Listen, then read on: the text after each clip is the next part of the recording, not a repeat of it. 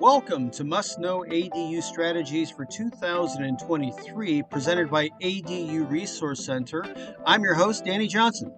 The goal of this broadcast is to create an informational hub for homeowners planning an ADU project of their own. This will be an ongoing webinar beginning in January of 2023 with special guest speakers from our industry so you can get a variety of tips and information to strategize your very own ADU project. Some of the topics we're going to cover are updates and tips for financing solutions, information on the CalHAPA ADU grant, and new legislation laws for ADUs and more. ADU Resource Center began building custom and tract homes in California and Florida back in 2010. In 2020, new legislation changed ADU restrictions for most city ordinances in California. We saw this as a new opportunity and wanted to pitch in and help affordable housing solutions. That's when we changed our DBA to ADU Resource Center and never turned back. Our company is now ADU specific, meaning that's all we build. Since our transition, we now have over 300 plus ADU projects in various stages of permitting, planning, and construction. We are well on our way to becoming the fastest growing and largest ADU builder in California. Southern Californians have chosen ADU Resource Center as their first choice for project concept designs, architectural design, structural engineering, Title 24 engineering, low impact development planning, plan submission, revisions and retrieval, licensed general contracting, landscape and hardscape design all under one company so we can effectively manage the entire project from beginning to end and to streamline better communication, coordinate smoother handoffs between divisions and teams, and reduce mistakes with more eyes on your project. And now, let's begin our program. This is a very collaborative process right up front because you don't want to spend, $20,000, $40,000 on designs and permits on a champagne castle only to find out you can really afford a beer budget. Also, we've been super collaborative on some pretty exciting stuff. And that is the optimal rental configuration for those of you who are taking advantage of, the rental income. Some people believe that you've got to build this huge 1,200 square foot, 3-bedroom ADU with a bunch of kids running through your backyard. In fact, we are often finding that a 1-bedroom ADU duplex is sometimes the way to go. What's really exciting is that we have SB 9 units and ADUs. So by state law, every single family home that is owner occupied can have a second house, which we call an SB 9 unit, and 2 ADUs.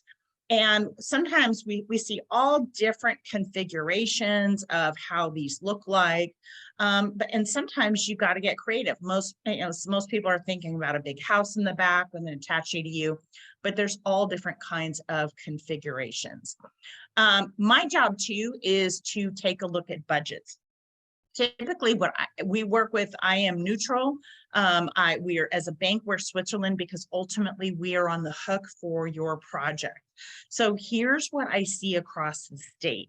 Generally speaking, an attached garage costs about $100,000.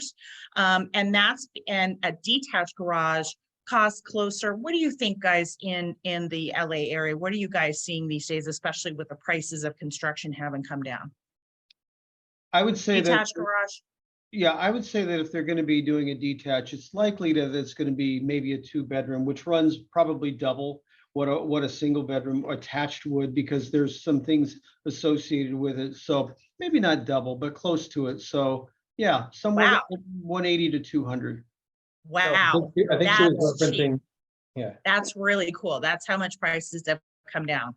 Well, to give you, and the reason why is because the detached units, because the garages are super cheap, so usually you end up knocking those down, so you got to rebuild them, and that's why there's the higher cost.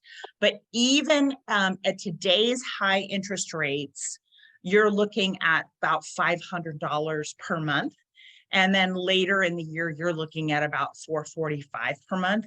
And these will rent significantly more, even in your highest interest rates. Say you've got a super low credit score, all kinds of craziness. I have never seen an ADU not completely cash flow and generate income. And as rates come down, your monthly payment's going to come down too, which is very exciting. How do you know what these units pay? Well, first of all, I strongly recommend against using Rent-O-Meter or any of the apartment rentals. ADUs, and think about it yourself. Would you rather live in a box where you can hear your neighbors yelling at each other, whatever, or would you rather live in a brand new, custom built, what feels like a single family home, maybe with your own garden? And so if you look up Zillow in your own neighborhood, exclude apartments, and then look up the average rent for a 1-bedroom, a 2-bedroom, a 3-bedroom, and you'll see on the market that they're much, much higher. Many times in Los Angeles, I'm seeing 1-bedrooms go for $2,500 to $2,800 per month. I think our people would be in disbelief if we told them without them seeing themselves. As the housing prices went up, so did the rental market, and it's out of control. But if you're the homeowner and you're building the project, good for you. That's your retirement nest egg and that's mailbox money for the rest of your life. But that's what the market will bear. It's bearing much, much more than people would think. Right, absolutely. So let's go back to here. If you build an attached ADU, you convert your garage, there's $2,500 a month at least. And then a detached 1-bedroom, that's up to $3,000 because it feels more private and more secure. So $4,500 a month, but you're spending maybe $1,200 a month. So, I mean, that's what something like that is what I would expect. So the cash flow. Excuse me, Meredith. I want to point out something to the attendees. Meredith, you do not work for ADU Resource Center, do you? No, I am the largest ADU lender in the state, and I am neutral because, again, my bank is on the line and I have to hold my contractors accountable. So it behooves me to work with a very curated group of solid contractors. And you guys, I think we've been working together 5 years now, something like that.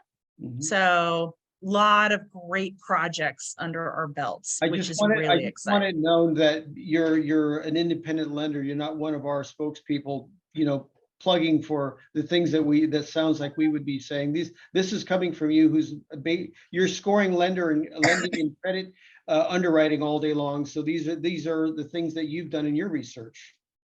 Absolutely. We're the largest ADU lender in the state. I work with Cross Country Mortgage, which is the 5th largest mortgage bank in America, privately held. So we do a lot of really amazing things in these. And yes, I have to be totally neutral. I don't get referral fees from anybody, and I don't give referral fees. So I just have to make sure that these things are built properly. Usually what I see is with our owner-occupied properties, most people are not refinancing, and that makes sense. You got this nice low mortgage rate. So most of the time we're using a home equity line of credit, which is a second mortgage. We can lend up to 95% of current value, but let's just say you bought the house yesterday with 3% down or 0% down. We have an amazing construction HELOC. Construction and renovation loans are based on future appraised value. And this construction HELOC can be based on 125% of what we estimate the future value will be once you build the property. So just so I can paraphrase you real quick, because that's a very important thing. I want to make sure that everybody caught that. If they are thinking that they don't have the equity and they're building an ADU, if they went this third option, the construction HELOC, it'll loan on the future value of the project once completed. So it'll give you the option to build it now with or without the equity. Yes. That's correct. That's correct. You don't have to have any equity at all. Conversely, For seniors, people who are 55 and older, we have some special loans where you don't pay anything on your mortgage during construction. We can get the ADU built, and then you're getting rental income, and that rent is paying everything down. So there's some really, really cool options, you know, and that's what it takes. That's why a creative lender, not every bank and credit union, in fact, most do not do construction renovation lending. In fact, Wells Fargo and Bank of America aren't even doing mortgages right now at all. So you got to make sure that you know you're working with somebody who specializes in renovation and construction. Right. What I love about the HELOC, we'll talk about this in a second, is you only pay on what you use. It's like a giant credit card on your home. And interest rates, you know, people are freaked out about interest rates, but the truth is, what do you really care about? The interest rate or the monthly payment? And my answer to that during the construction phase is the monthly payment, because we also can do the term to 30 years, stretching it out. And we can do an interest, the HELOCs are interest only. So the real costs are absolutely small. When you listen, and this is the kind of spreadsheet we do right up front before we do any loans, before we build anything, before you spend a dime, is we run these estimates to see, you know, if you spent $15,000 today on the cost of designs and permits, what's your monthly payment? Well, in this case, you know, it's incredibly low. It's less than $100 per month. And then when you're done, what's going to be your monthly payment? All these types of numbers, you know, will come down over time. In this example, so rates are already started to come down. We're probably actually about here in the timeline spectrum. I know the media loves to talk about scary things, but in fact, rates have been coming down for a while. We are at the loan pre-approval phase where we're working up your budget and your monthly payments upfront for free, without spending a dime. Once you get that loan, if you start the HELOC, you're going to start designs, typically about 3 months. That costs about $10,000, and then your permits for about 4 to 6 months. And rates are coming down over time. So when the vast majority of money, 95%, is going to be spent when you're getting your permits back and you're starting construction. So this is where you're going to use most of the money, rates are down. And then at the end, we give you a complimentary rate and term refinance, because rates will be low, and we're going to fix that into a 30-year fixed low rate mortgage. All right. So let me just, let's just go through that last page one more time. Yep. So, because that's very, very important. So we know that in the very first, I mean, when we're doing the design concept, the engineering, and then wait our turn in line with the city, which Michael will talk about in a moment, we've got a pretty good long wait just to get in. That's like a long line out in Disneyland just to get inside. And once we're inside, we got to wait in the line to ride a ride. So the most important thing is to get in line, because the clock doesn't start until we get in line, right? All this talking and planning, all that stuff is great, but we're still sitting in the car. We got to get out of the car, get in line. So is it fair to say that if a client was saying, look, I'm not quite sure where the rates are going to be when I get to construction, is the water safe to get in now and design, knowing that it's going to take this many months, and then we'll worry about shopping the construction loan later?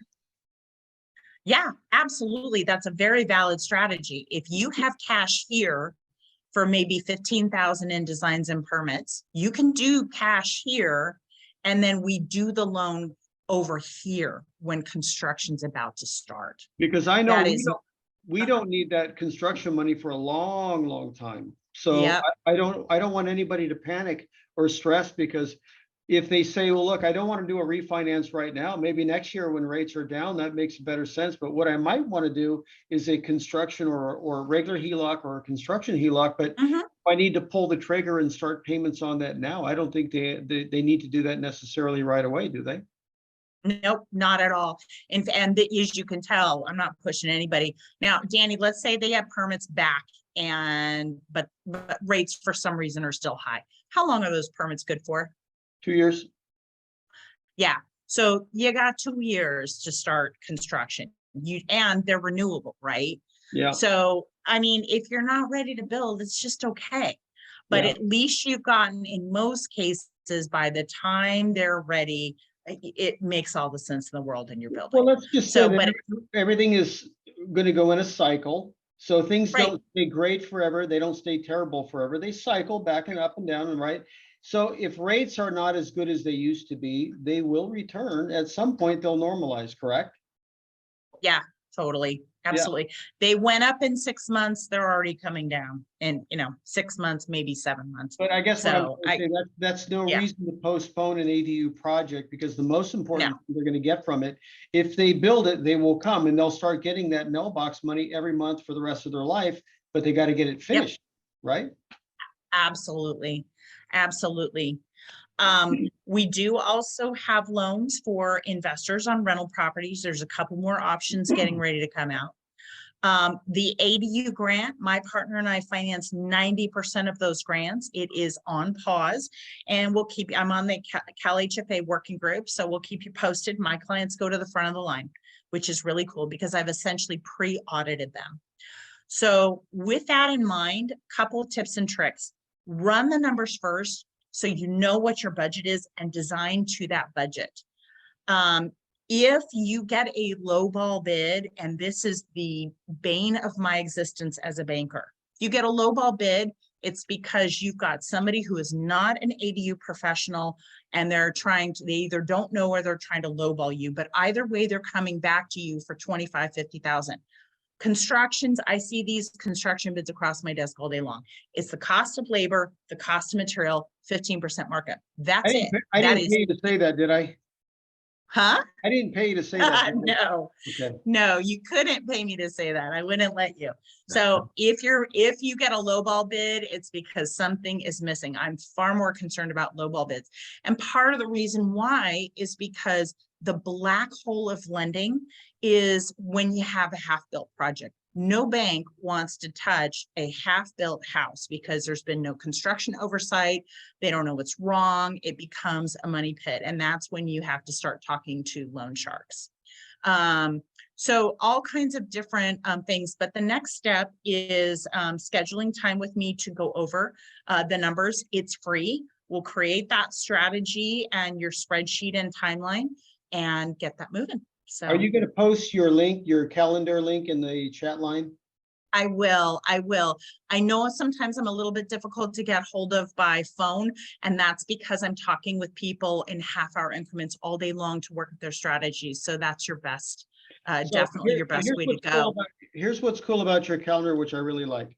So if we say, when is she going to call? When is she going to call? Well, if they click on a day and they click on a time, that's your day, that's your time. You're guaranteed a call. And because of that reason, your calendar is always booked and you don't have time to pick up random calls that are unannounced. Right? Yeah, that's exactly right. That is exactly right. So, and that way you get a whole strategy going forward. Yeah, and I can respond to the questions in chat, and let you guys go on from there. Okay, beautiful.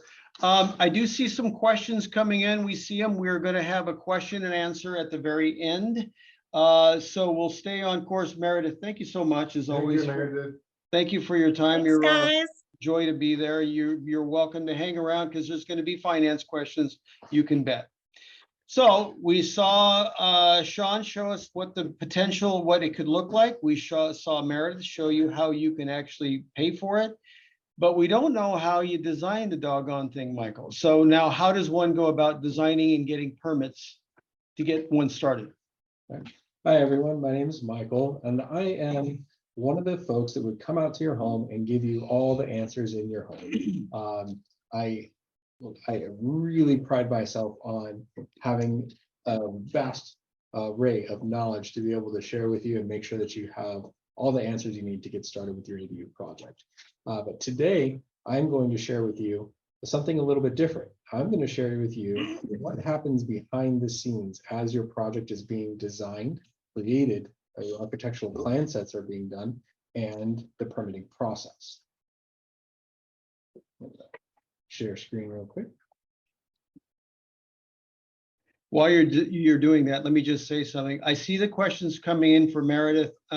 Just click on her calendar if you're interested in getting a consultation with Meredith. Either put your name in the chat and we'll make sure that you guys get acquainted, or just click on her calendar, pick a day and pick a time. Okay, go ahead. All right.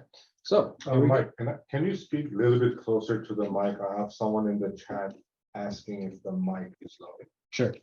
Thank you. Hopefully that's Thank better. you, Crystal. All right. So we're going to be doing ADU designing and the permitting process. What does it take to get a set of plans permitted through the city? The first step is we got to do some preliminary research. The second step is the design, and that's where you, the customer, is going to be influencing our overall process there. And then third step, we have the architectural set and engineering, and fourth is the permitting process. So in preliminary research, there are counties, and then there are cities within those counties, and there's also unincorporated cities. And in Los Angeles alone, there are 88 incorporated cities, right? And each one of these cities, they all have their own sets of, they have their own code, they have their own building departments that we have to go through, and they're all rather unique. Even though the state comes down and says that there's a set guidelines that everybody has to follow, each one of these cities takes that guideline and gets to put their own little spin on it, little twist on it, and you're going to come up with unique situations every time. It takes a team of people to really understand that, and that's where ADU Resource Center shines. So the first thing that we start researching is zoning. We're going to look for easements. We're going to look for your maximum building area, look for CDO requirements. Now these things, they're probably not terminology that you are aware of, but this is what's happening in the background. When you're working with the architectural team, it's their job to understand this, but I'll go over each one of these at your home when we're Can I ask you a question? Yep. We do this, not the customer. We do this, yes. Not the so client. This is us. This is your behind the scenes. Okay. This is what's happening in the back. I don't want to scare anybody thinking they have to go do learn about all this stuff. But you know what I really, what I see when I go out and visit customers, they have very specific questions. And the biggest complaint that I have heard from other customers is, I've had a few people come out and I've talked to a few people about my ADU process, and I keep getting different answers. One person will tell me this, the other person will tell me that. How do I know what's going on? This is why you don't know. This is why those people don't quite always have the right answers, is because just in Los Angeles alone, there's 88 different cities that put their own twist on those answers. Is it realistic for them to have every single answer for every single city and all on the top of their tongue? Probably not. But this is why. But here's what I'd like to explore here is I'm going to take a deep dive into one of these common questions is, what do I need? Do I need to provide parking for my ADU? Now, the simple answer is, no, you don't need parking for an ADU, especially if you're within a half a mile of a transit stop. So let's go and explore what the architectural team will be doing to define that answer. All right, so step one, we take a look at a project, right? We look at this project here. This is in Los Angeles City, and this particular project has a nice long driveway, but it's only single car, and they've got a little bit of parking in front of their house, and they want to convert this garage. So what do we do to find out, do they need to provide parking? Step one is we take a look at the transit map. We want to make sure that it's within a half a mile of a transit stop, which Google Maps map that out, and it is within a half a mile of a transit stop. So great news. You don't have to provide parking to that ADU. But wait, there's more. If we go into a little bit more information, we're going to do a garage conversion of an existing structure, and we're going to create, we need to check and see if we're going to need parking. Is parking required? No, but this particular project just happens to be in a fire zone.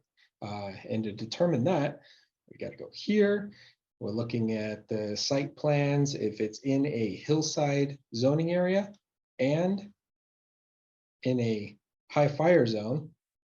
If it has both of those, then we have to do an extra step, which is dig into the code, down into here, and determine whether or not their fire zone is going to permit additional parking.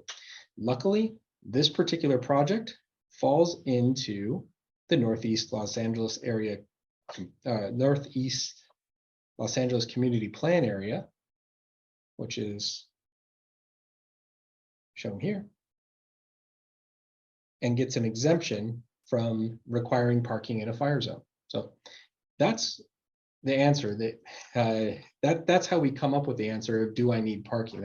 It's pretty long and drawn out. Unfortunately, it's not a clean-cut answer for every single project. But going through the research, understanding and knowing helps us out a lot. All right. So as we continue our research here, we've looked into zoning.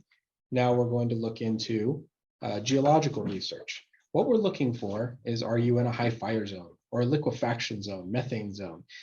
These are things that would potentially give you some extra steps that you have to overcome during your planning process. And we'll talk about these in detail when we come out to visit you. One thing I want to comment when we talk about all this, Michael, Yeah. you're going to be covering all the behind the scenes stuff, all of it, right? And these are things that clients just have no clue that it's coming, it's in store. And if you pick the wrong company that doesn't know how to do any of these things, this is how you can get tied up in planning for 2 years. Yes. Right? Yes. Okay. Right. It takes it takes a special team in order to pull this off. It's not something that you can have a friend draw up some plans and try and push it through the city. It's far from that. So after we've done our research, the next step is to create a site plan. This is where our architectural team is going to come out to your home, and we're going to measure up your property. And with that, we create a CAD drawing of your space, and then we create a CAD drawing of your property and bring that into the office. Now we get to design your project. This is the fun part. This is the part that you, the homeowner, get to be more involved in. Here we go. So you have an option when designing with us. You can either come to our office and design in person, sitting around the table in the conference room, or you can choose a virtual design session if you're a little far away or tend to have a schedule that doesn't accommodate. All right, we'll create a set of plans. We're doing floor plans here, and we'll review and create creative solutions here. So this particular one was a garage conversion. You can see this was a garage right here. And then we added on, we added on this section right here. Now, this was a solution. It was something that the customer had in mind initially, but I saw a few little things that if we twisted them, we could make it better. And that was hallways. And if we can get rid of a hallway, that's wasted square footage. Or in this case, the bedroom is a little bit far away from the bathroom, and I didn't want to have that long walk. So we created an alternative solution to the customer's initial idea. Here we have that same garage, but we created a separate, detached kitchen and living area, bringing the bedrooms closer to that bathroom. And a couple of things that we also did, we expanded the exterior perimeter, allowing for more windows. More windows brings in a lot of extra light into this space. It also allowed for the master bedroom to come over here because we need an egress window, something to jump out of in case of a fire. And we got this little courtyard in the back. How cool is that to have a little spot in your backyard, well lit, and it has you can put a bistro table back there and enjoy an evening. Here we go.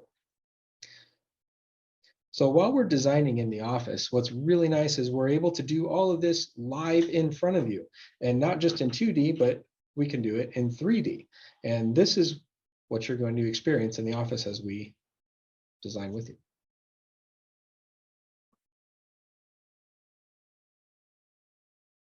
This helps you imagine your space. when it's in 3D.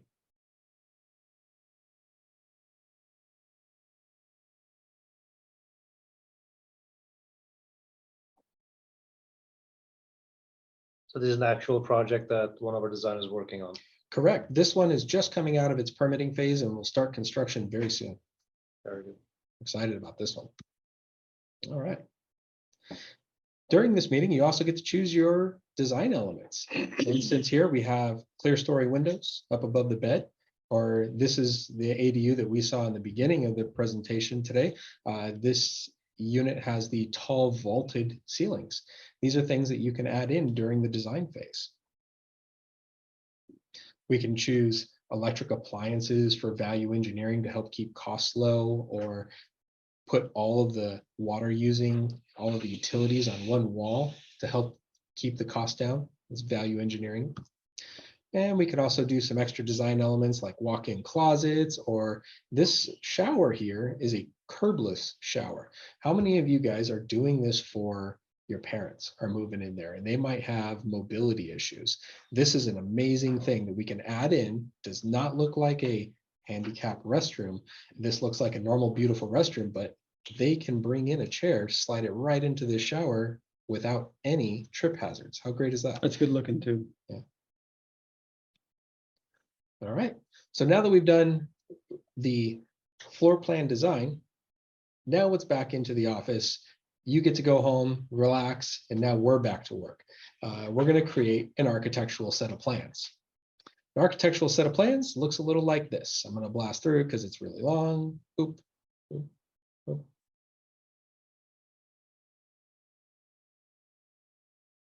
You know, something that comes to mind as I'm looking at this, there's so many moving parts on this that you just don't want to make mistakes on this, because this will tie you up and tie you up and tie you up. So if if you don't measure twice, cut once, and you get somebody that's going to do a bargain basement price, they'll squirt something out there for you, but it may not look like this, right? That's right. That's right. And then if it's not clean, guess what happens? It goes into construction, and then your mess happens in construction. If the contractors don't know what they're building, or there's mistakes or variables there, you are going to be one of those nightmare projects that you hear about that go on taking an incredibly long time and overrun costs.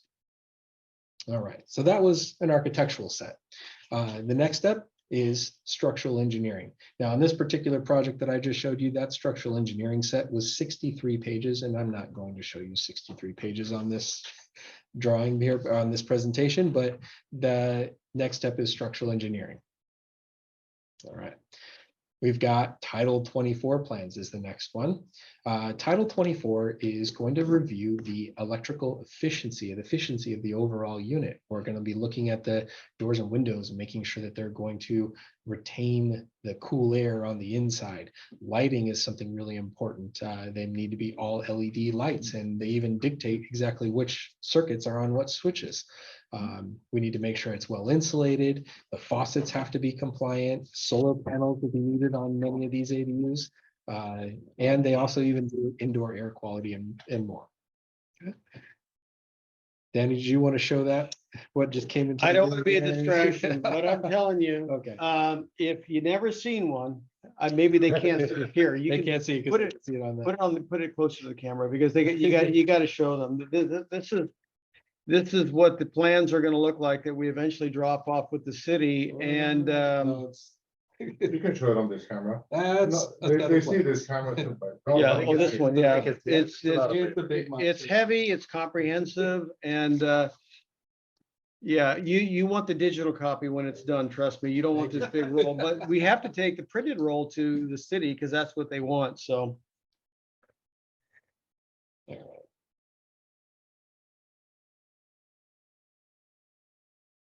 All right, back to the presentation. After we got Title 24, the next thing that we need to do and this is all before we can even submit it to the city. We have to do all of this planning as a requirement for these ADUs. The next one is low impact development.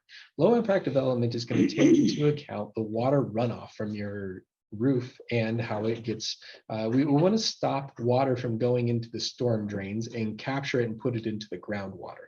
And to do that, we can either capture it and put it into a special type of planter, rain barrels, or even concrete that is, or pavements that are permeable, so water can pass through them. These are solutions to the low impact requirements. Okay.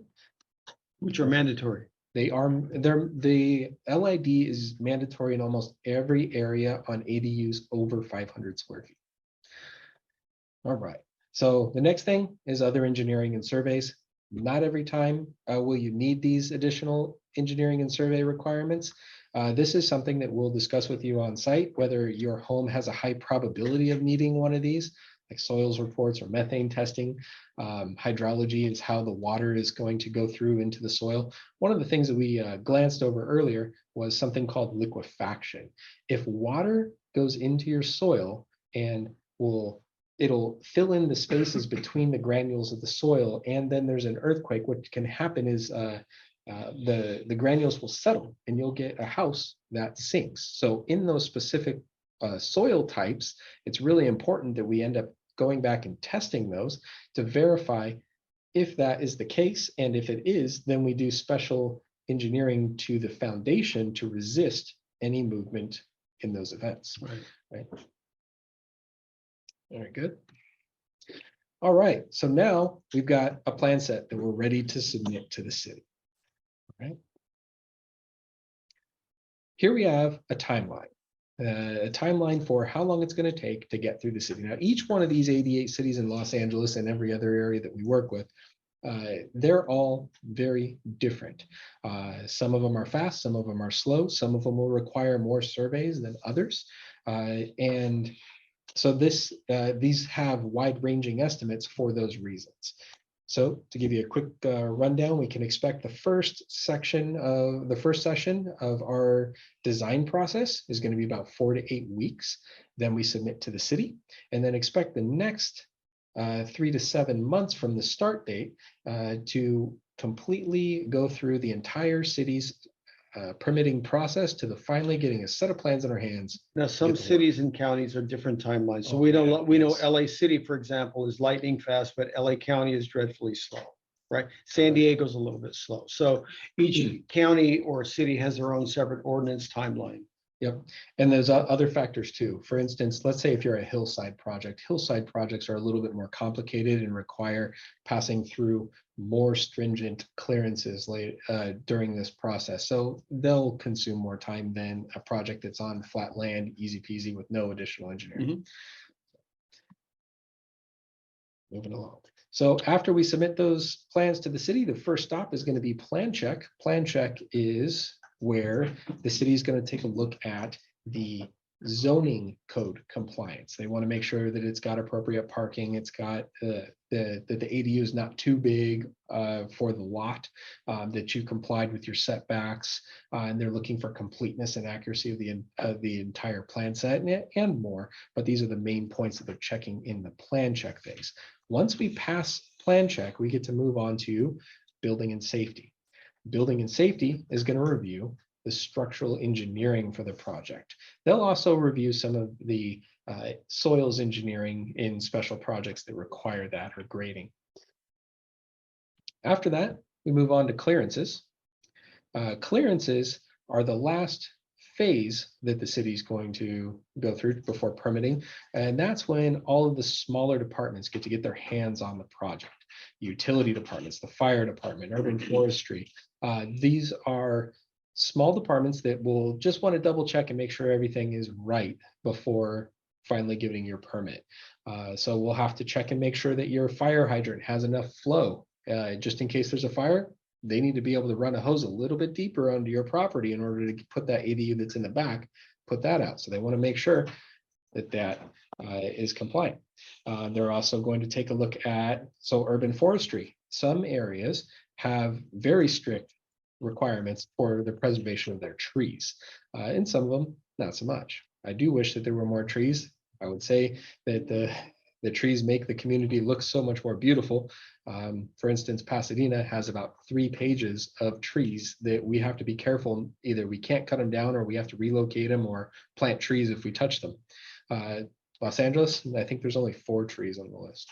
So Los Angeles City. Yeah, so it really strongly depends on which city that we're working on, which one of these clearances, or not one, which ones of these clearances will become very important in tech. Now, it's also important to note that these all have to go to committee. So all these stop zones right here, if the committee is unavailable, reschedule. If they're unavailable, reschedule. So this is why people go, why is it taking so long? Because it's got to go through all these stages and they've got to vote and the committee's got to vote. And the committee is not always available, quite simply. So I think we just have to understand that's the human element that is taking up more time than we all wish, but that's just the way it works until artificial intelligence is here and we don't need humans anymore. Yeah. Go ahead. And this isn't an exhaustive list. There are more than this, but not all of them always pop up on every job. That's really important. And like Danny was saying, some of these, they do take their time. For instance, DWP takes about 2 months to give their clearance. Yeah, right. They're a little slow. All right, moving on. City fees. Okay, so on top of the architectural costs, the city is going to charge fees for this permitting process as well. The first one that you're going to encounter is your plan check fee. And then there's another one for building and safety and low impact development. And so these are the two. This is the one that your plan check is going to be the one that you're going to get first. And you can expect that one to be somewhere between $1,000 to $4,000, depending on the city. Most LA city projects, I see it on the lower side of that scale. There are a few cities that are expensive. Building and safety may or may not be included in that plan check fee, but they may have a separate fee for that. And then after those two, the rest of them are relatively small. So like your covenant agreement is only $200. Your fire flow test is about $200 to $500. Sewer connection fees about $200 to $400. So these are the smaller fees that you'll pay towards the end of the process when the plans are almost ready to be approved. And then you'll have your final permit. Final permit is going to be a larger final city fee that is due when the plans are all completed. Is there such a thing as a forecast? If we say, well, what do you forecast my city fees might be so I can feel good about moving forward? Yes, and when we come out to your home to be able to give you have a conversation with you and discuss your project, we will go over an idea of how much your city fees will be. Now, it will not be an exact estimate, it's an estimate. And it's an estimate based off of past experience because these city fees aren't calculated until the project is submitted. And a lot of the details of it won't be calculated until they look at it. For instance, the utility is not going to tell you how much it is until it gets all the way to that point and they calculated that at that final. I think we're seeing somewhere between $6,000 and $8,000 so on average, right? For I would say fees. like Los Angeles City is pretty fairly priced. I'm seeing relatively low there. There are some cities that are just kind of, they're nuts. I quoted out a project in Pasadena, and that Pasadena city fee, that one ran upwards of $30,000. And that was because it was a really big ADU. I'll give you a tip though. If your ADU is less than 750 square feet, you get to bypass what are called impact fees. And those impact fees will help keep your ADU very affordable, right? But this really isn't every single city. They're an outlier. Most of them are on the lower end of that price. Pasadena is trying to control density. I mean, that's the short version of it. So they take a passive aggressive approach and then their city fees are higher to deter too many people, overpopulation, et cetera, et cetera. So that's the reason for that. Now, Yeah. I just want to mention one thing quickly. We've designed over 300 projects at this time, all over LA City and surrounding cities. So regardless of where your property is, we can probably give you a pretty good estimate based on previous projects we've done. And we're doing plenty of Pasadena ones too. We are. Yeah. The property values and the rental incomes in Pasadena, they make every excuse that an ADU is affordable and an ideal situation for you. It's a great place to build, but just costs a little bit more. That I think that Rose Parade's kind of expensive. They got to pay for You the think? Rose Parade. Yeah. Okay. All right. And after that, we've got approved plans. All right. All right. Thank you, Mike. Appreciate that. Okay, let's see, let's just kind of do a review so we see what we've talked about and what we are going to do next. So we've showed some of the completed ADUs with Sean. Meredith gave us some strategies on financing. We now see how we go about getting it through the city so we can get our building permit. So the last segment before we get to the question and answers is the very beginning. How does one get started? What do we do to get started? And that is my segment. So let me share my screen and I'll show you how we get started. We get started. Where are you? There you are. Okay, right there. Can we see my screen? Yep. Okay. So we are at the starting line. We went from the finish line and worked our way backwards. So what about the people that are watching this program saying, hey, I think I'd like to dive in, I'd like to get started, but how do we get started? So here's how we do it.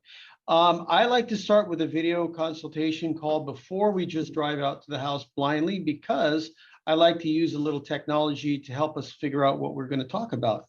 One of the things that we want to check on is feasibility. So the first order of business, is it feasible? Is it possible to do what you think you would like to do?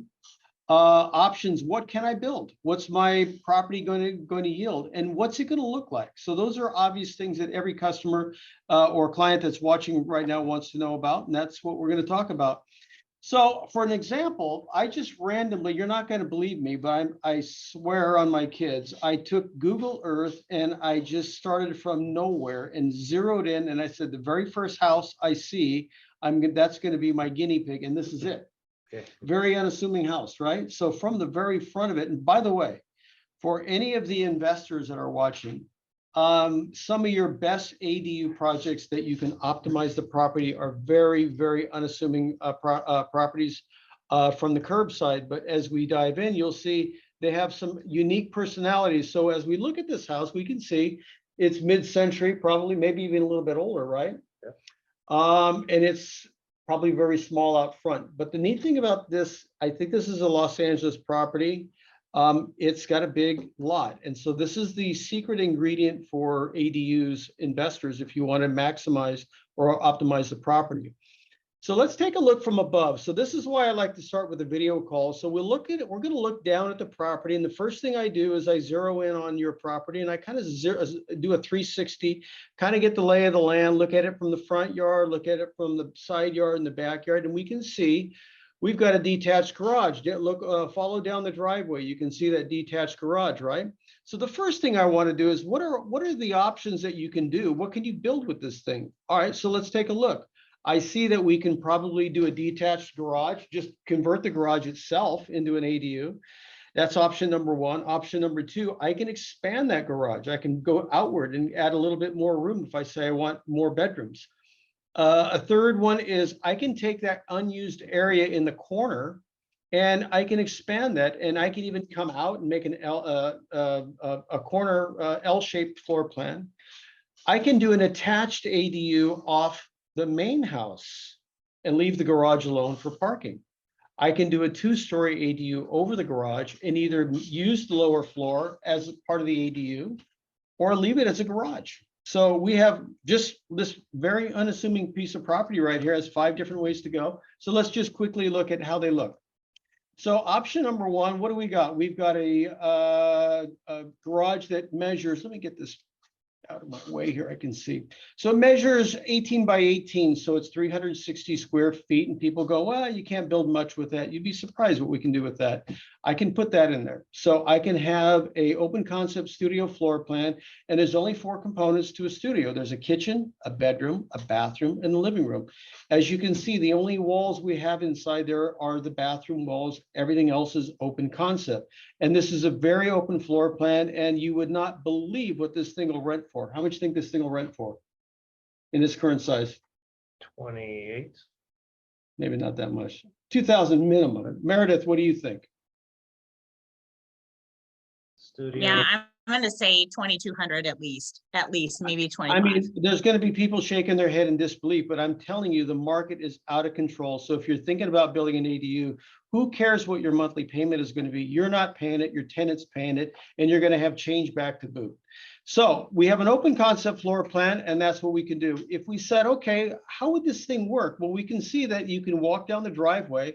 We can imagine what the front door entrance would look like. There it is right there. So you can almost picture the bedroom in the rear corner over here, the closet over, living room over here, kitchen up front, and then the bathroom over here. So we can start by visualizing it. So one of the things that I like to do with every client is, do you see it? Can you visualize it? So there's other floor plan options, and I mean, you can't believe how creative they can be. All these different ways to do things. Instead of having a freestanding or dedicated dinette table right there, what if we had one of those kitchen return buffets like this? So it's got kitchen cabinets. This is kind of like the Glendale ADU, where we have the kitchen over here and that return right there. It's a serving buffet over here with seating on this side. Very, very handy. Okay. There's an inside of an open concept ADU right there. Everything looks beautiful. So let's see. I think one of the things that we should talk about while we're doing this is master planning. So one of the things I like to tell everybody, don't just ignore the outside living area of the ADU. If we just take a garage and make something out of it, great, but we're missing the whole opportunity to create a courtyard over here that's going to yield you more money. This outside yellow area is extended living area. And in some cases, it could be half as much or even the same size as the interior living area, which means it's going to bring all the rent, okay? This is what it could potentially look like. So when it's done and you have a private area for people to sit, if you're going to rent it out, or let's say if it's for your mother or your daughter, this is their private courtyard that's separate from the main house. At some point, we might want to say, what do we do about separation from the main house? How do we make sure that they have privacy and so does the main house? So a privacy barrier is something, it's no big deal. It could be a fence, it could be a living hedge, it doesn't matter. We've all seen vinyl fences and you can decorate them and make them pretty nice and pretty with plants and shrubs and so forth. I can even do a growing shrub, which means it's green, it's always going to grow. The only downside is you gotta trim it every now and then or hire a gardener, but it's an alternative to having a fence and it doesn't look so sterile, but it's fantastic. So that was option number one. And I think we did pretty good just using the garage. What if we said, okay, I kind of like a little bit more bedroom space. Let's expand this a little bit. Well, how can we expand it? I can expand it by just bringing out the wall a little bit. So if I took that existing garage and then there's the garage of what it originally looks like. If I just brought it out a couple of feet, I can actually create a pretty good size 1-bedroom floor plan over there. Now, instead of a studio, it's a 1-bedroom. I'm still going to do the patio. I still want to do the privacy barrier. Why wouldn't I? So then there's option number 2. And now look at the floor plan. I have a much more open floor plan. I've got a dedicated wall now separating the bedroom and the bathroom. You've got a place where people can walk in and your bed's not in full plane view. This is wonderful. And as we grow the square footage, so does the floor plan. It starts getting a little bit more open and nicer as well. And then we have all these wonderful things that we can do and create for you to make something look really, really nice. All right. Again, if we were going to go ahead and expand it outward, of course, I'd want to continue the patio. I'd want to finish off the exterior living area, do a privacy barrier. None of that stuff changes. All we want to do is just make sure that we understand what the full potential of the master plan could look like. So that was the second one. So the idea is, can you visualize it? Can you see it? If we said we wanted to go even larger, what if we said we want a 3-bedroom? We want to go 1,200 square feet. I can take that garage and I can expand it outwards even farther. The only criteria that I have to do, I have to stay 10 feet away from main buildings and structures. I have a 4-foot setback on the property line. and I got to stay 10 feet away from buildings. So let's take this shape right here and say, okay, I may want to build a 3-bedroom because I want to maximize my rent potential, or I just plain need the room. Well, there we go. So now we've turned it into an L-shaped ADU. Yes, I want to finish the hardscape and finish a patio. I want to put a privacy barrier up there, separate the main house from the ADU so that everybody has their own space. This floor plan right here is going to get a tenant that's going to bring, how much do you think this will rent for? Okay, 38. Certainly between 3,000 and 3,500 easily, right? Because that's what houses themselves are going for in a 3-bedroom ADU is a custom home. Okay, look at the floor plan, what we can do with it now. Look at the things that we can create. So now we have all these different possibilities. I can expand it into a rectangle. I can make it an L shape. Things just open up for us. So in the initial video call, this is why I like to do a video call, because I can share all these with the homeowners rather than have to fumble around in my binder and book while I'm at the property. I do that anyway, but initially, it's a lot easier for us to see it on the screen so we can visualize. That's the key to the video call, is to visualize what the possibilities are, okay? And as we can see, there's a there's a bunch of different variations. I've got 2 and 3. I mean, it's great. So now let's just say, what's the inside of these? What are these potentially going to look like? We have gallery images that we can show our clients to say, look, potentially you can do something like this. It could really, really look exquisite. And again, this is not a Home Depot shed. This is a custom built house, okay? Right. And you are adding value to the house. Your property profile is going to soar when this is done, okay? Beautiful, beautiful bedrooms. I mean, who wouldn't want to live in one of these instead of an apartment, okay? So there's detached. Can you visualize it? Can you see it? Now, what if we said, well, I don't want to mess with the garage. I want to keep the garage, but I need something big. Let's talk about this attached option, which is the next one. Or I beg your pardon. I don't want to get it. I said, let's do the corner one first. Here's a corner. I'll do the attached next. So if we leave the garage alone, we don't want to change that. We want to leave it. So we have parking in the garage, but I need space. So let's go up to 800 square feet because I have to stay 10 feet away from here. I got to stay 10 feet away from here, 4 feet away from here, and 4 feet away from there. So I can build an 800 square foot detached, okay? Do I want to use the elements to create a extended living area? Yes, I do. I would still want to put a gate in there, a privacy barrier, use the patio that's there behind the garage as part of my ADU patio. Let's make an entrance so we have a sense of arrival. All of the formulas that we were talking about earlier still apply to this shape, okay? We can come up with some super, super cool floor plans now. As you can see, this floor plan, the common area is in the middle, and we have a 2-bedroom with a master suite on one side and a shared bathroom on the other. We deliberately left this area open so we can put a slider door or French door option there, or maybe a washer and dryer and a folding table right there. So there's a bunch of things that we can do. And this is that floor plan. That's just a little bit modified we saw earlier. This was that template that was modified. And again, it looks fantastic. So the idea is, can you visualize it? So the idea, again, of the video call, we want to visualize it so we can imagine the possibilities. All right, now we're going to go to the attached. So what if we don't want to touch this area? We want to maintain the garage. We don't want to change the garage, but we don't want to utilize all of the property. So we might want to attach it and attach simply means we touch. We have a common wall off the main house that touches. I can now get, instead of 800 square feet in a detached, because I don't have that 10-foot setback, I can now get more square footage. I can get 100 square foot more additional living area here on attached. And people are going to go, yeah, but that looks kind of clumsy. How are people going to come and go? You'd be surprised. You'd be surprised. Let's take a look. So imagine that we have now a private entrance on this side of the house because it sets up perfectly for that. We've got, let's go back to this screen here. I have this area open right there. So there's a structure. And then I have all this area open right here. And that's what I would do with it. So I'd use all of it. I'd have a private entrance and a gate. I'd have an ADU patio over here.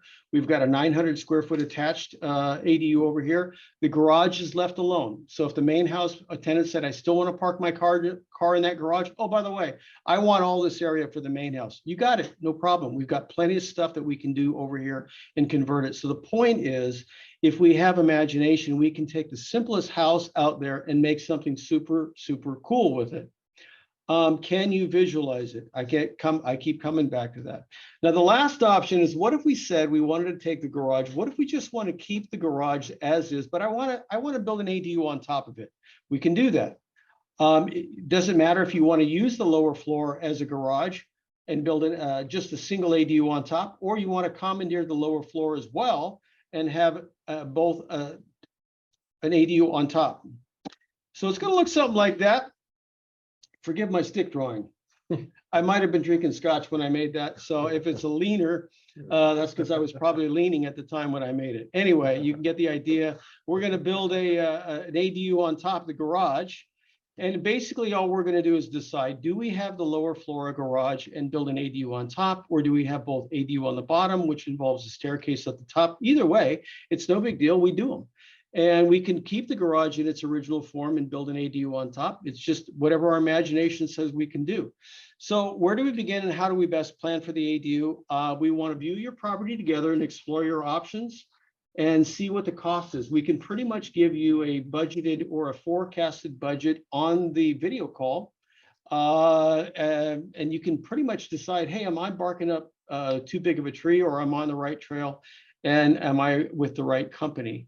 There's a number of ways we can get started. You can contact us at info@ADU Resource Center, or if you want to contact me, there's my direct line and my email address. I'm happy to work with you, or any of our team that's on the call right now. I'll leave that up there. If you want to take a screenshot of that, you can do that as well. And I think that's it for what I wanted to do. So let's just kind of talk about this for a second. We went from the finish line with Sean, the final product, worked backwards into financing. How do you pay for the finished product? Then how do you design it with Michael? And how do you get started with me? Now, we left out construction, but there's only so much time, so maybe we'll cover that next show. And because there's a lot of neat stuff to talk about there. But the point is, if any of you watching are interested in having us do an initial video consultation, I think there's value doing a video before we just drive out to the house and walk the property. That would be our second visit. The first one is virtual. The second one might be, once we have this thing pretty well figured out, we can get a lot of the heavy lifting done during the video call. And then once we kind of know that we're on the same page, then we'll be happy to hop in the car, come out. When I come to the house, what I'm looking for is hazards. I'm looking for things that I don't want to see. So I want to see, do I have a power line issue? Are you built in a floodplain? Do you have a slope issue? So I'm going to either confirm the forecasted budget that we gave you on the video call, or I'm going to amend it based on what I see. So at some point, we do want a property visit just to confirm that we were seeing what we thought we saw. But it's all simple stuff. It's free. It doesn't cost you anything. And I think it's informational. It's the best way to get started.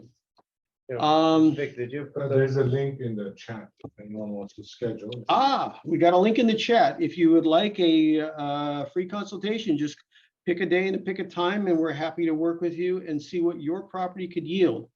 Other than that, I think I'm done sharing this. So we can take a break, or we can go right into the question and answers. How are we doing on time?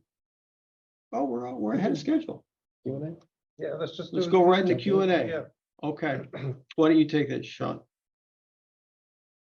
Should we just? Actually, Meredith's already typed all the answers. She was answering everybody's questions before while we were busy talking. Did she finish them all? I don't know. I think I finished most, but I want to reiterate, property taxes on the primary house and land do not change. The tax assessor keeps them at the same basis. The new ADU is then taxed at the current rate and blended in with the old property. The tax assessors will tell you to take the construction budget, multiply it by 1%, and then divide it by 12 for your monthly payment. I don't usually see that much. I typically see about $100 a month. The thing is, though, the main house is grandfathered and it's only the improvements, which are the ADU, that's going to be amended, right? That's right. Yep. Yeah. Okay. So I'm just gonna go down right now. Someone's asking about a copy. This video is recorded and will be posted on our YouTube channel. It takes a couple of days. It's maybe a little over a week before YouTube will approve it. We have to edit it first, right? Yeah. And then we'll upload it, and then we'll have it out to you. We do have a library of past webinars starting in December, and I think that we'll probably get that out to you. If you have any questions or you want to have a copy of it, just post your name in the chat. We have a registration log of everybody who's on tonight. So we'll just type your name and we'll get something out to you. Okay. Somebody's asking about the grant, the $40,000 grant. I don't think that's available anymore. We're pretty well informed, and we work with Cal HAFA and HPP Cares very closely. And as of right now, there's no funds available. We went through $100 million. Oh my God. $100 million went up pretty fast at $40,000 a shot. And they're reconciling 2022. I think they're going to have another vote, are they not, Meredith, coming up, and they'll decide whether or not they want to try another rollout?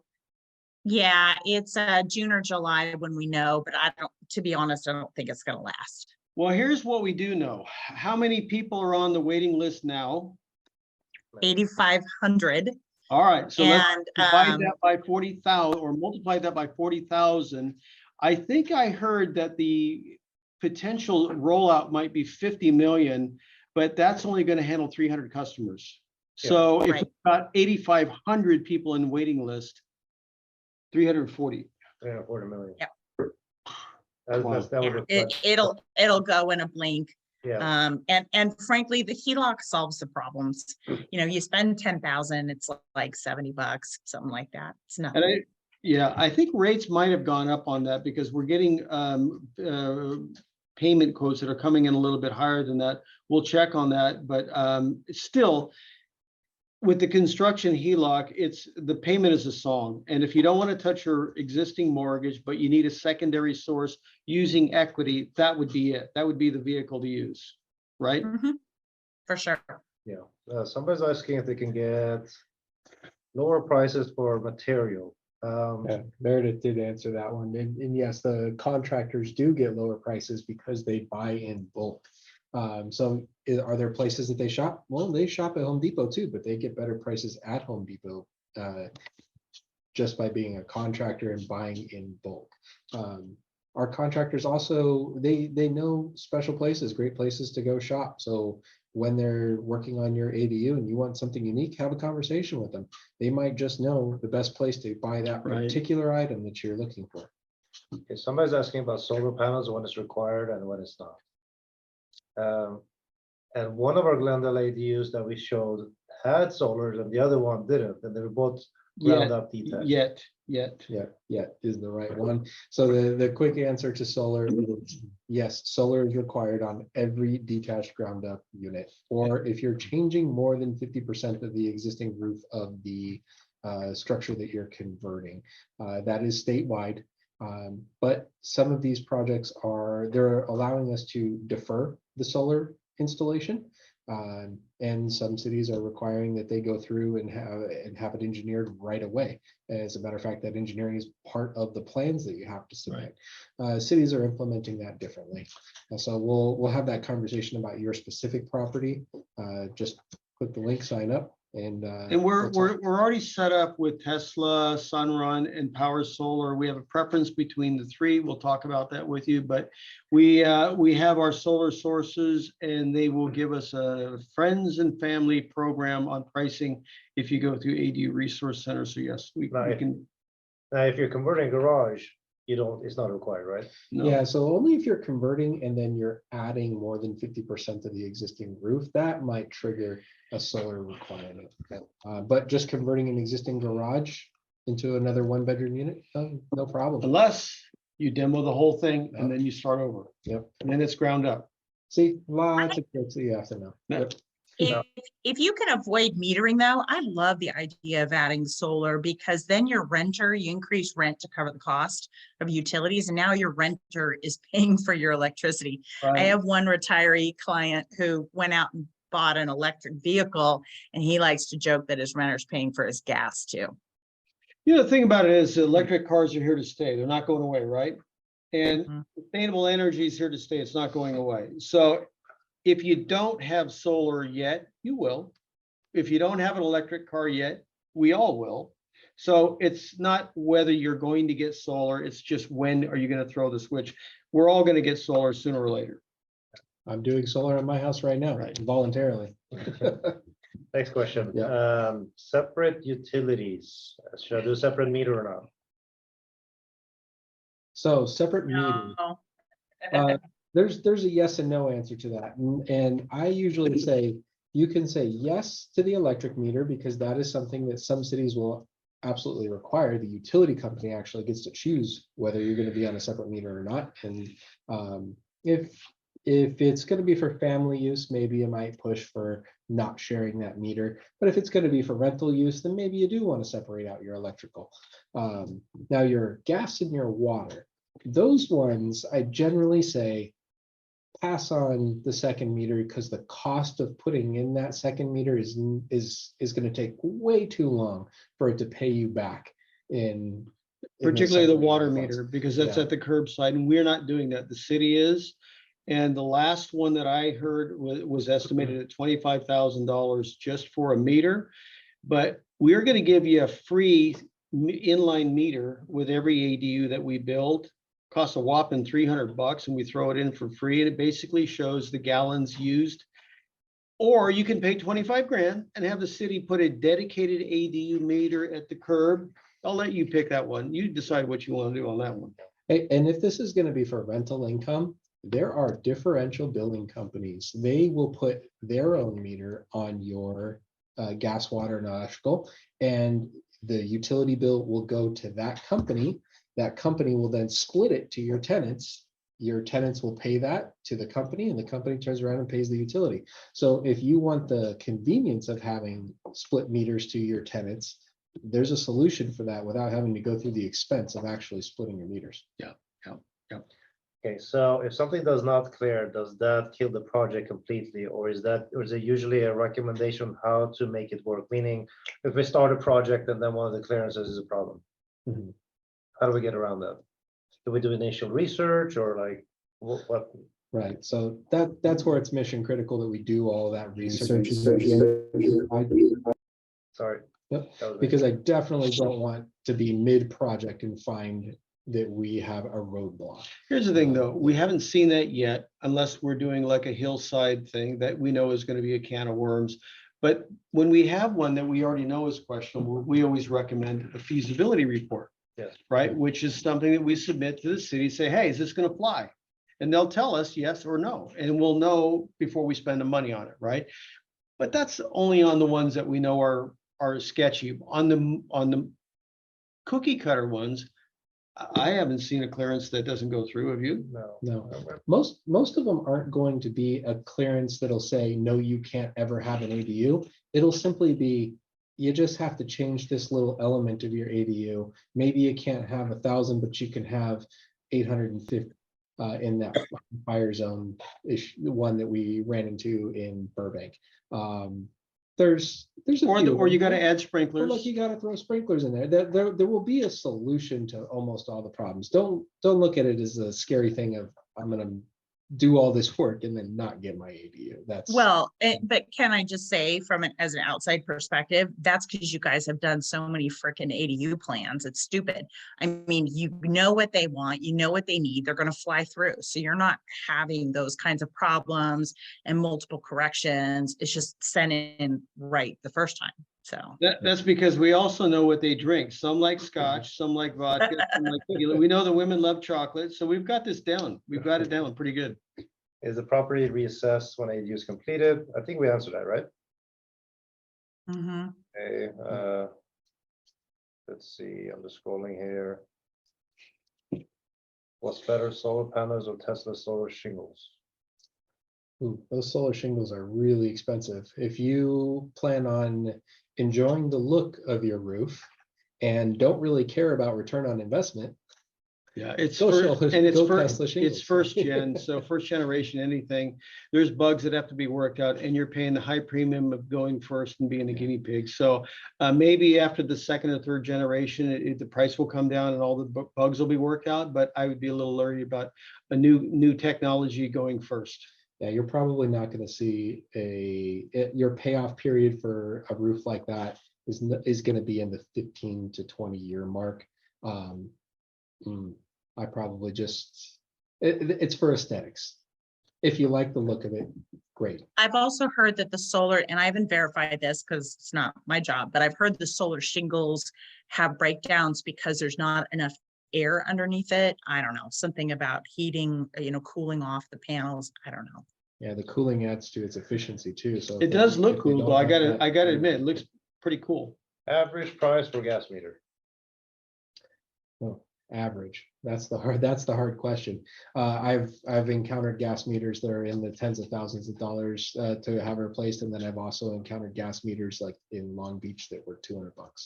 I will also say So- that California construction, all brand new California construction is not using natural gas. It's all sustainable energy, which is solar, LED lighting and so forth. So just know this, if you insist on having an open flame range on your ADU, you're going to have that gas line ran back there. I would say 90% of our clients are not. They're going all electric because the electric stove and electric stove will burn the food just as much as an open flame one will. You can still cook a turkey in there, and there is electric dryers, so you don't necessarily need to go natural gas. And again, I think California is doing away with natural gas because it's dirty and it's just not clean. And I think that's what they're trying to encourage people to look for other sustainable energy sources. And you know what? I know a lot of people love cooking with gas. The reality is you probably haven't tried one of these new induction ranges. The new induction ranges are amazing. They can get down to a much lower temperature. They can boil water faster, and they're incredibly safe. You can put your hand right on top of the burner with Yeah. it on, and it's not going to burn you. So just one heads up on the current Title 24 requirements, it's going to require that you're going to have electric ran to that appliance either way.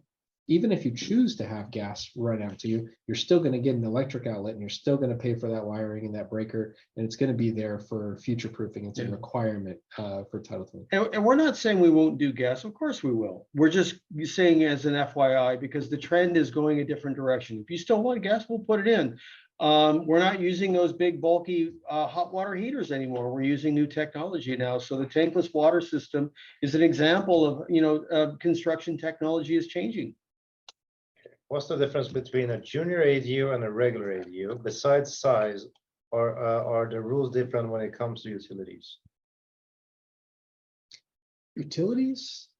Well, I can talk about, No, the bathroom. well, a JADU, I'm gonna answer the first part of the question, has to be part of the existing home.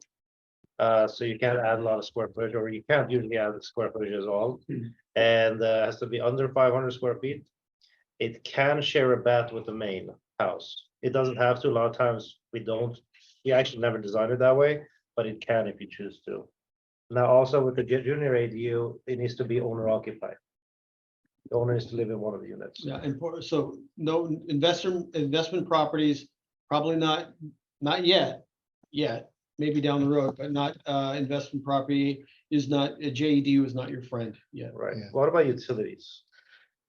How is that separated, or? So is it I think the only utility that I'm really concerned about at that point, I mean, could you always put a separate meter if you wanted to divide out how much the junior ADU is using versus the main house? You surely can.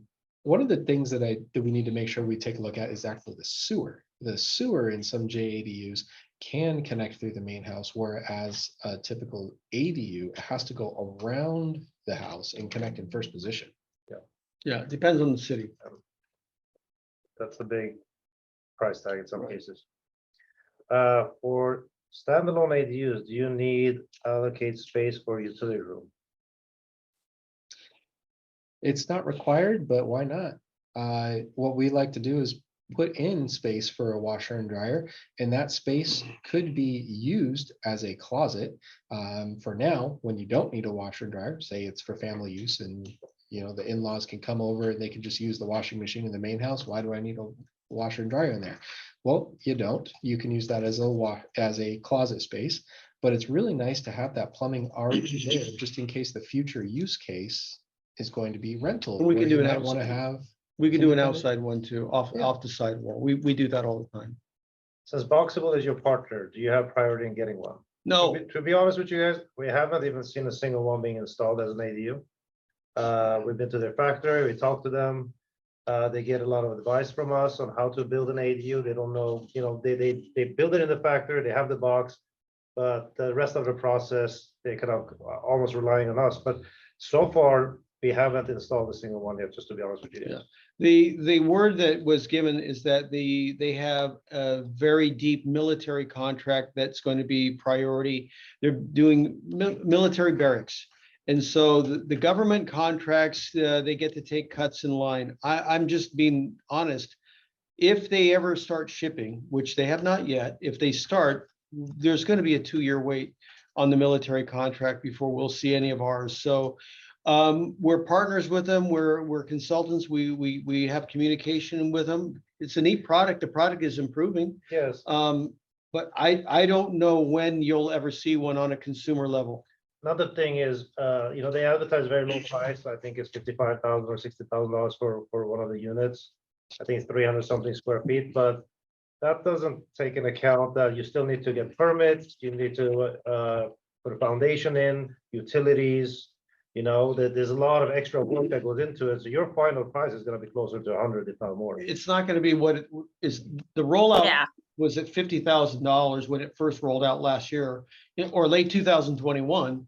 But I can guarantee you, by the time we get one and we get to put it in your hands, they're not going to charge us that. They're going to charge us a lot more.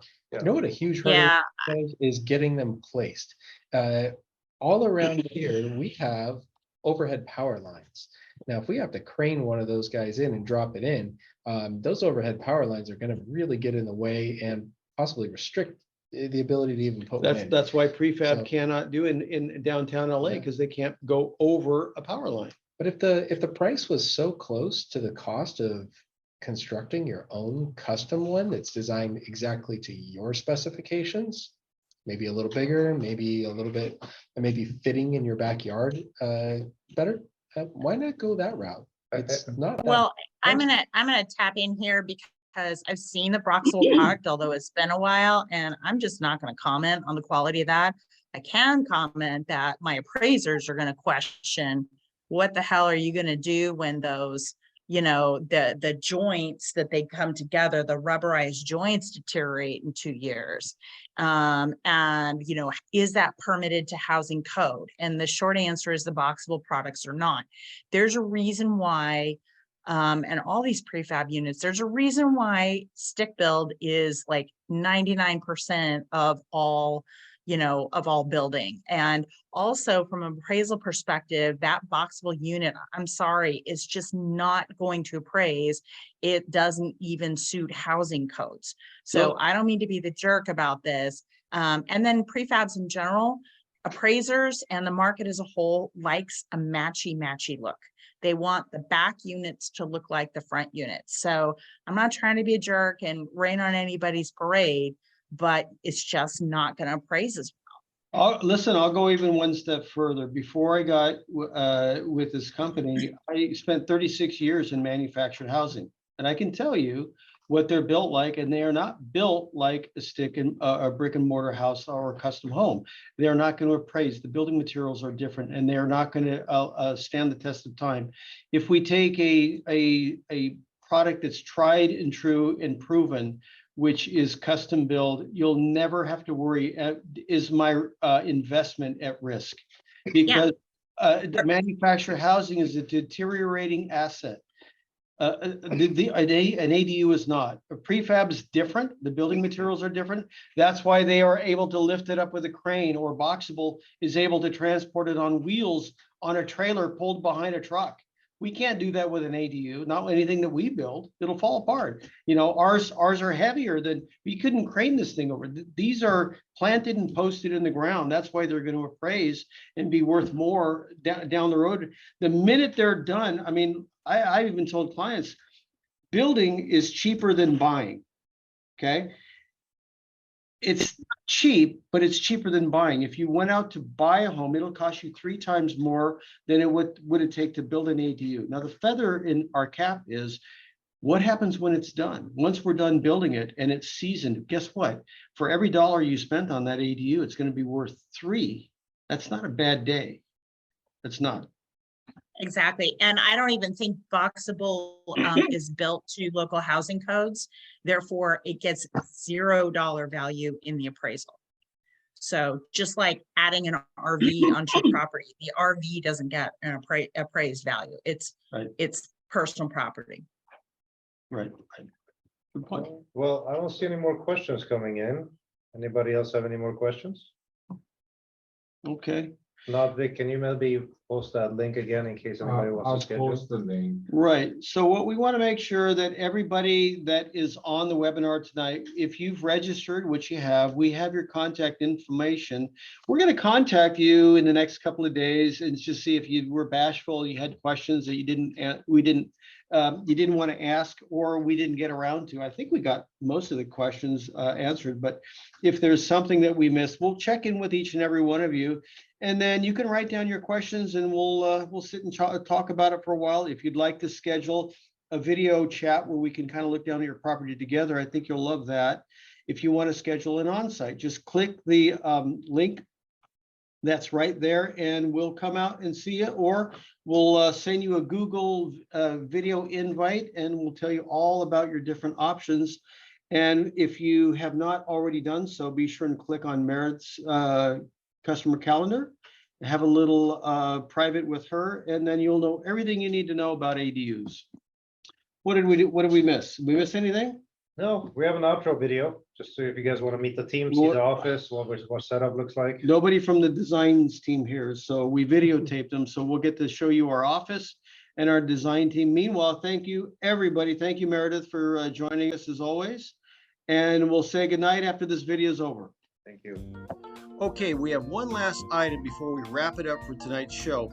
Please stay on 2 more minutes and meet the architectural design team in a short video and tour of our offices in Glendale. We hope you'll subscribe to our monthly webinar as we have new ideas on ADU design tips, value engineering ideas, controlling your construction budget, and listening to new speakers each month to get a variety of advice and recommendations for your own ADU projects. Thanks for coming, and we'll see you next month. Welcome, friends, to ADU Resource Center in beautiful downtown Glendale, California, right on Brand Avenue in the U.S. Bank building, where we have plenty of free parking. Come on up to the 5th floor and say hi to our design team. While we take a short elevator ride up, I'll tell you a little bit about our company and what our services are. ADU Resource Center is a one-stop shop, and that simply means we take care of everything relating to the project. That means anything from architectural designs, structural engineering, Title 24 energy calculations, low-impact development calculations, and permit expediting. The design team is on staff. We do everything on the 5th floor, and as we walk into the building, you'll notice 2 conference tables for our customers so they can come down and sit with us and design and look at the big screen and figure things out together. During peak season, we might have several customers in at the same time, so we offer private rooms so that we can keep privacy and noise down. This is our private conference room with a beautiful view of the San Gabriel Valley Mountains, and what a view. Does it help us design better with inspiration? Oh, you better believe it does.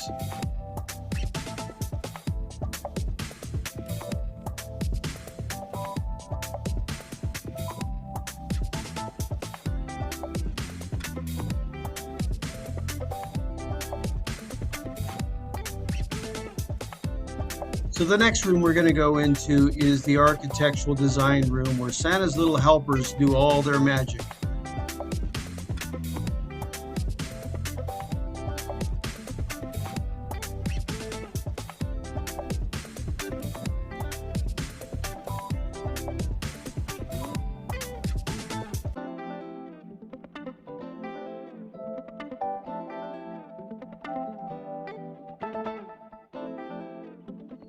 Well, that about wraps up our quick office tour. I hope you enjoyed it. Here's the printer where we print out all your plans.